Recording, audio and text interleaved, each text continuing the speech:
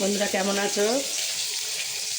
তো রাতের ডিনারের জন্য চলে এলাম রান্নাঘরে। তো দেখে নাও, দুপুরে মাছ হয়নি, তো ওই জন্য এবার রাতে মাছ রান্না করতে হবে। আর এখানে রাতে বেশি মাছ নেই, অল্পই। আর রাতে বেশি কেউ মাছ খায়ও না।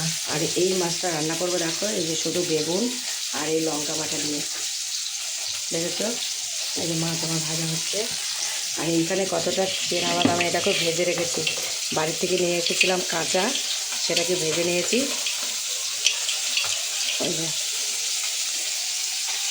চলো আমি রান্নাটা করে নিই, পরের ভিডিওতে আসবো।